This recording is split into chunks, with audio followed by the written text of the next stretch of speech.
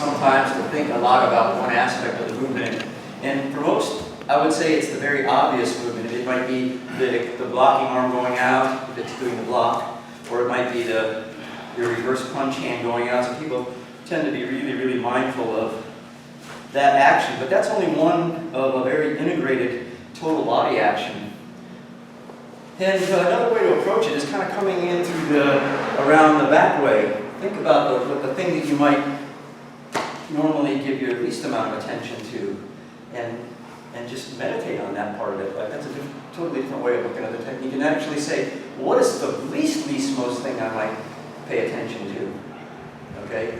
I mean, hikite is somewhere in the not paying too much attention to for a lot of us, what we're saying. But there are other things, it's like, is my foot this way or is my foot that way? I think about those funny little things that you might not even give any consideration to. Do you understand? So I think one way is like, of course, this is just a long practice. At some point you get tired of thinking about the foot. You say, well, how can I shore up my technique in a different, like how can I look at it differently? And then you start, going back to things you wouldn't normally consider. But I think definitely this sort of flat feeling in my body, whenever I'm in any of the stand, other than the kumite dachi is different. This is a little more kind of like you're waiting at the baseline for the ball to come across. So you're very light on your feet and that kind of feeling. But once you assume these kamais where you're actually anchoring a technique, I feel like everything should be really, really flat. So yeah, for me, that is not as flat as that. I like the super flat feeling. Because that flat, relaxed feeling of my foot almost getting soggy against the floor is the same underneath my body feeling in my stance has that same thing too. Like if I hold tension in my stance like this, it doesn't feel like my center is low. But if I kind of like settle into it, my center feels really low. The Tai Chi guys will talk a lot about that. A lot of karate people maybe don't have so much that kind of a conversation.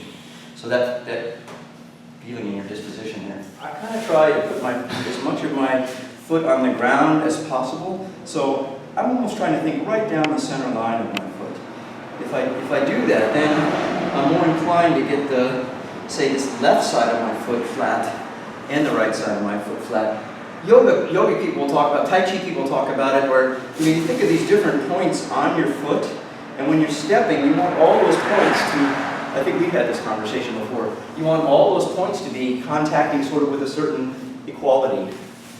But a lot of times, people will be in stances, for example, I think maybe like kibidachi.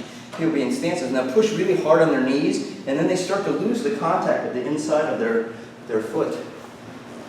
So when I'm thinking kibidachi, I'm not really thinking outward here. I'm thinking from here down, it's down.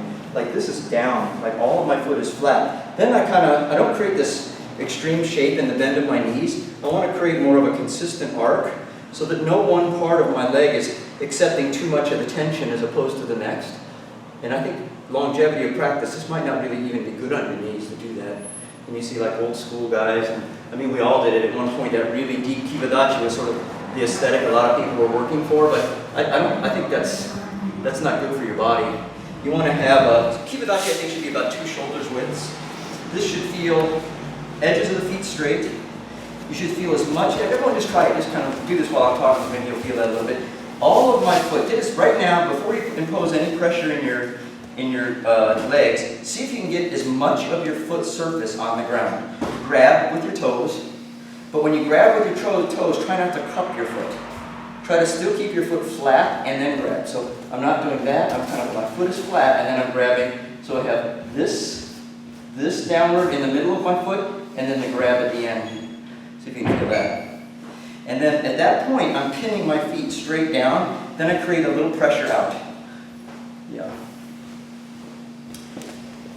One of the things also, I would say is when I feel, and of course, my stance sometimes feels really great, sometimes it doesn't feel really great. I'm still journeying just like everybody else. So the times it feels really great for me though, is when I feel like my stance is really connected to my center, like my body has a certain unity and solidification in its shape.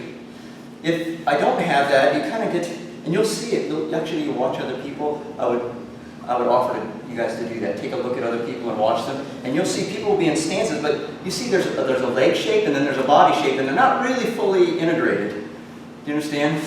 There's a leg shape and there's a body shape, but there's no, there's not this connection to your center. So I think everything is making a connection to your center. So say I'm punching, like this shoulder is pulling down, connecting to my center. My hikite side is pulling down. So it's like, imagine that your center is a spindle, and you have cords that go out into all parts of your extremities. And when you anchor a position, you're kind of rotating on that spindle, connecting things to your center. Can you picture that a little bit? So your stance should kind of have that feeling of connectedness to the center. This doesn't have connectedness to the center. Looks like karate, but it isn't karate. This, for some, might not really look like karate, but I think is karate. Okay?